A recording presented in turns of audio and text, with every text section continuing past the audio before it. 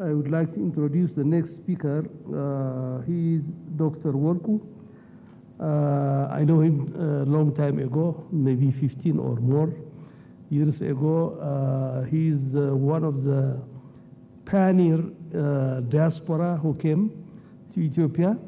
By the way, his field of specialization is in medicine, but he dedicated himself to textiles.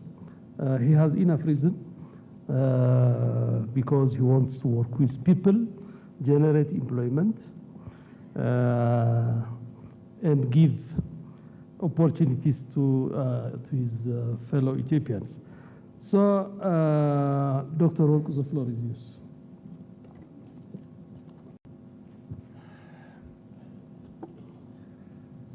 Good afternoon. Thank you, Your Excellency, for your generous introduction. I would like to say a little bit about our acquaintance. About 16 years ago, when I was practicing medicine in the state of California, His Excellency Tadesse Haile flew 2 or 3 times to talk to foreign residing diasporas to come back and invest in our country. I had no clue, never attempted to come back. He's a godfather of the diasporas. I've known maybe 50, 60 diaspora that came through his relentless effort. And I'm one, I'm a living proof. And I thank you, Your Excellency. I wish I had spoken a little earlier before Mr. Yusuf. He has presented most of the realities, has presented the problems as is. There's nothing to hide. There's no flattering opinions. And I really appreciate, again, what he has to say. And I want to be like him when I grow up. Excellencies, diplomatic corps, distinguished guests, ladies and gentlemen, welcome. His Excellency introduced me that I'm a physician and Dr. Worku Zewdie. It's a great pleasure to be here to discuss on some of my past experience on garment textile. Some of you might wonder why I switched my profession or how I got to this garment textile enterprise. After I've returned to this country about 16 years ago, and then I set up my first textile garment 14 years ago. And I didn't completely abandon my medical practices. I went into part-time free services when my country needed help at the time of the Ethiopia-Eritrean conflict, a couple of years, and then on the need-to-know basis, some services to different areas of the country.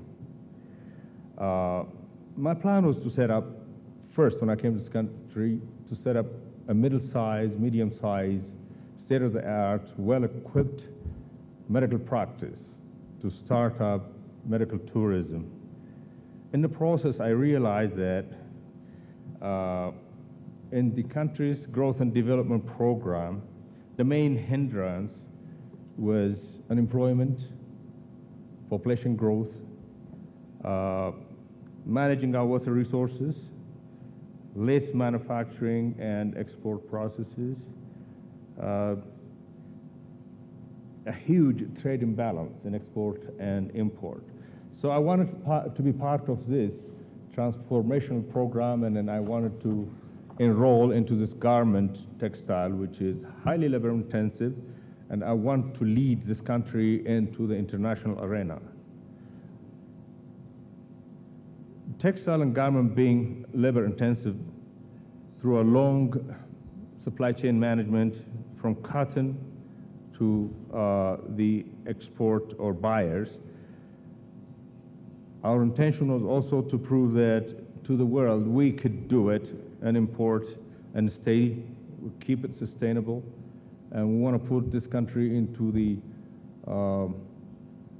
international arena, and we want to put Ethiopia on the radar screen, and so we did. I set up my first garment factory about 14 years ago.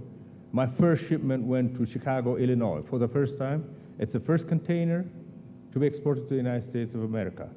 So we achieved our dream. Ever since then, I've been exporting 110%, literally, to the States. And I'm very happy and proud to do that. A whole lot of the manufacturing companies have been following our track, and our guru is Mr. Yusuf. Saying that, we took Ethiopia. In fact, the first container was shipped a little before the African Growth and Opportunity Act was passed into a law. This is about September 2005, I think.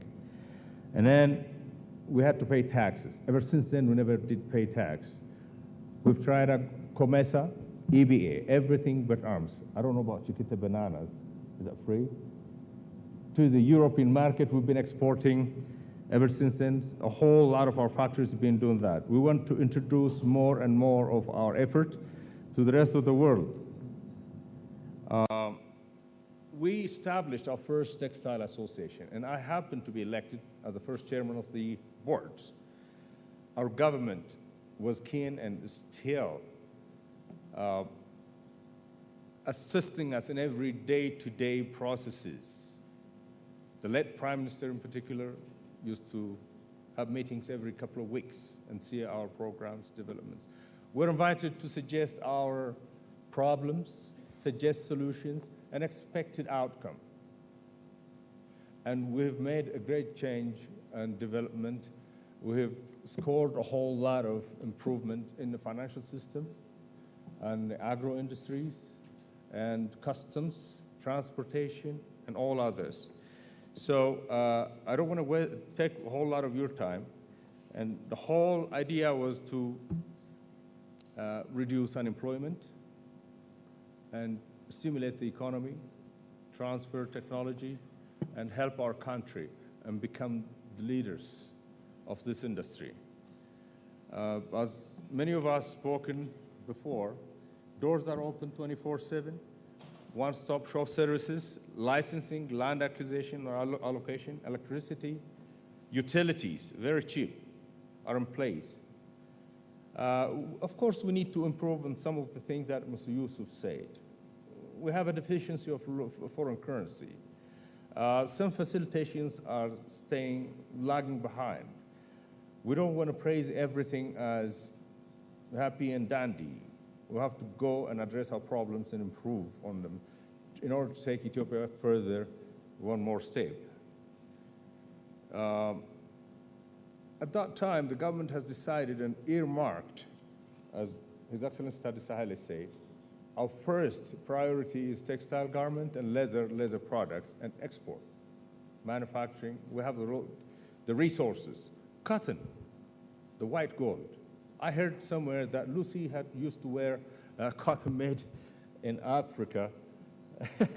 Since cotton is our flagship, as coffee is, we need to capitalize on a white gold and take it from there. We have to go organic in every aspect of it.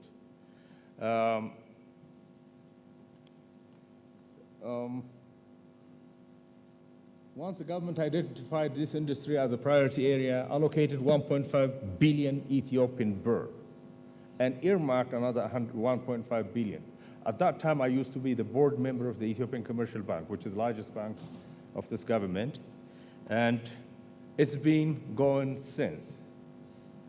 Long-term loans, up to 15 years, low interest rates, first 3 years grace period, and financial support from Development Bank and follow-up, specialized counseling and support to the industry. The customs have been instructed to have one-stop shop. My containers don't go to the customs. I can't wait, I don't wait in line. They come to my facility. My factory is considered to be a low-risk customs operators facility. There is a voucher system, and there is a manufacturer's bonded warehouse. I pick up a phone, place a message that container is in. Within an hour, they have to be at the factory. They inspect, they trust our documents, and then release the goods. When we finish production, we call them, send it straight to Djibouti. We don't have to wait in line because of speed to market. Our government has given us 30% discount on transportation. That was a great help. There is a 5-year to 7-year, sometimes 9 years tax break or incentive if you're an investor. If you want to come to and invest in Ethiopia, weather is constant. There is no air conditioning or heater needed in this country. Low expense, low cost electricity, 0.05 cents per kilowatt hour, as opposed to, compared to Kenya, is about 24 cents per kilowatt hour. This depends on the 3-phase or single phase that you use. Water is abundantly available. Ethiopia is the second largest water resource in Africa. It's next to Congo. Utilities are cheap. The labor is cheap, $60 to $50 a month. Raw material, cotton, and others are available. If you're into leather products, you could check it out. If you've heard this morning's deliberation, about 3 million hectares of available land for cotton. Our dream to accelerate the industrial development is becoming true now. The job creation, technology transfer, alleviating poverty by the middle of bringing Ethiopia to the middle income society is becoming a beacon of Ethiopia. We can hear this everywhere we go. There are 37 foreign investors, 37,000 employees. Now from Awasa, I hear from His Excellency 40,000 more. It's about getting to 100,000. This is what we wanted. I personally wanted and slaved to get this. It's a dream come true. We're earmarking about $1 billion export revenue pretty soon. Ladies and gentlemen, saying all this, Ethiopia is the best bride in the crowd. Come and get it. Invest in Ethiopia. I congratulate every one of you for being here today at this wonderful